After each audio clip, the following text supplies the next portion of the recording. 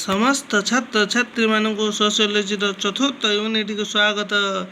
आज आम चतुर्थ यूनिट समस्त 2 मार्किया और 1 मार्किया क्वेश्चन गुड़िक आलोचना करवा। जदि चैनल टी को प्रथम थर आसी था तेज चैनल टी को सब्सक्राइब करने सहित सांग मान सेयार करनेब जहाँफल तुम मान समस्त लेटेस्ट वीडियो पहुँची पार। समय को डेरी न कर वीडियो टी को स्टार्ट करवा। 2टी तपशिलभुक्त जातिर उदाहरण दियो। कौन हो कंडर आउ धोबा चांडाल एम सब तपशिलभुक्त जाति कहुए। आम जहाँ कहूँ एस सी एस टी। अस्पृश्य जाति कहले कौन बुझ? अस्पृश्य जाति कहले से बुझाए जो मैंने कि जाति स्तर करण सर्वनिम्न स्थान रे थांती। बहिर्विवाह नियम कहले कौन बुझ? बहिर्विवाह एक विवाह नियम अटे। यही नियम भारतीय समाज रे विभिन्न जाति मध्य देखा दे थाए।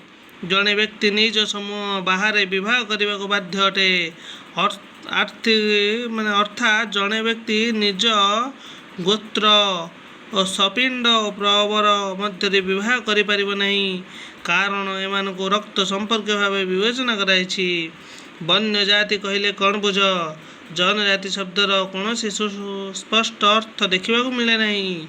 एमान को विभिन्न नाम रे संबोधना कराई, यथा आदिम जाति, आदिवासी, आदिम मानव, वन्य जाति इत्यादि।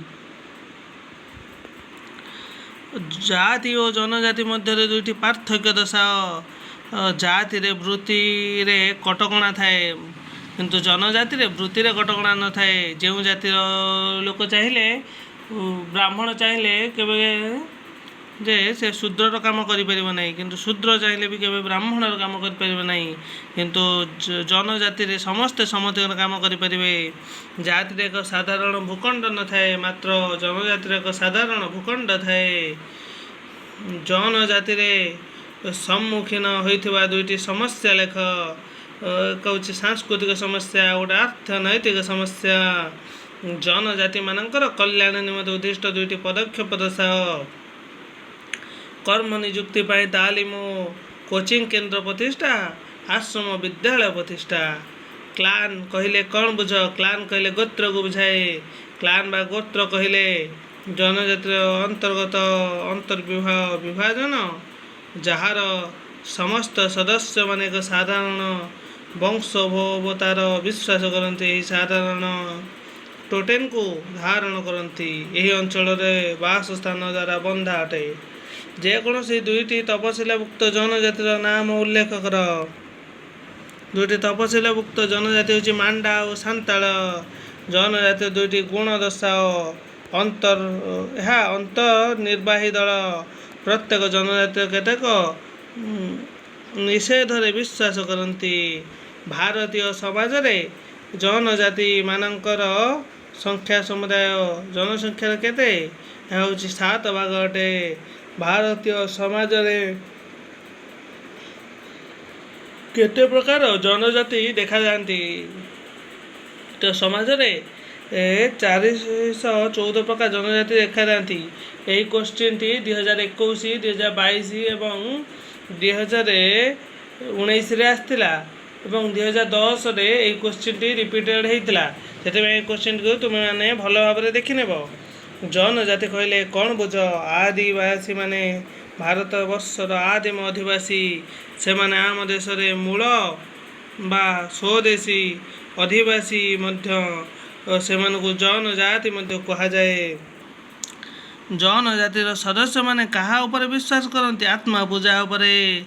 भारत रे केते प्रकार प्रजातिर अधिवासी बास करती? यह हूँ 573 प्रकार। भारतर अधिवासी माने केते प्रकार भाषा व्यवहार करथांती? 400 प्रकार। जनजाति आंदोलन 2टी कारण लेख।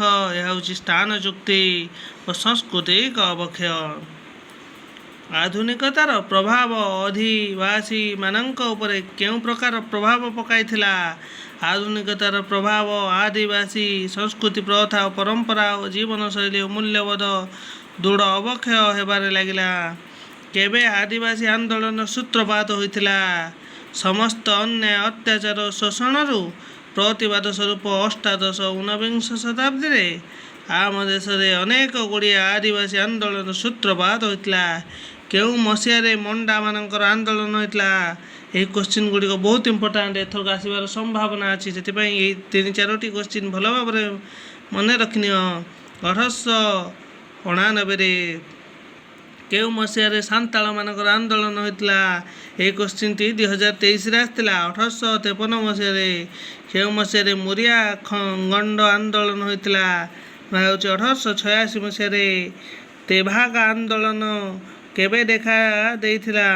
ଏହି ଆନ୍ଦୋଳନ ସ୍ୱାଧୀନତା ପ୍ରାପ୍ତିର ଠିକ୍ 1 ବର୍ଷ ପୂର୍ବରୁ ପଶ୍ଚିମବଙ୍ଗ ପ୍ରଦେଶ ଦେଖା ଦେଇଥିଲା। ଏହି ଆନ୍ଦୋଳନ କାରଣ କ'ଣ ଥିଲା? ଜମିଦାରମାନେ ଜମିରୁ ମିଳୁଥିବା ଫସଲରୁ 2/3 ଭାଗ ନେଉଥିଲେ ଓ ଚାଷୀମାନେ 1/3 ଫସଲ ପାଇପାରୁଥିଲେ। ଏହା ବିରୁଦ୍ଧରେ ଚାଷୀମାନଙ୍କର ଅସନ୍ତୋଷ ବଢ଼ିବା ଲାଗିଲା। ସେମାନେ ଉତ୍ତେଜିତ ହୋଇ ତଫସିଲଭୁକ୍ତ ଫସଲରୁ ଅତି କମରେ ଅଧା ଭାଗ ଦାବି କରୁଥିଲେ। ଏଥିପାଇଁ ଏହି ଆନ୍ଦୋଳନ ସୂତ୍ରପାତ ନେଇଥିଲା। ଏହି ଆନ୍ଦୋଳନ ନେତୃତ୍ୱ କେଉଁ ସଭା ନେଇଥିଲା? ଏହା କିଷାନ ସଭା ନେଇଥିଲା।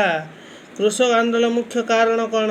ଭାରତୀୟ କୃଷକ ଆନ୍ଦୋଳନ ମୂଳ ଉଦ୍ଦେଶ୍ୟ କେବଳ ଜମିଦାର, ମହାଜନ ଓ ସାହୁକାରଙ୍କ ଶୋଷଣରୁ ମୁକ୍ତି ପାଇଁ ସଂଗ୍ରାମ। କୃଷକ ଆନ୍ଦୋଳନ 2ଟି କାରଣ ଲେଖ।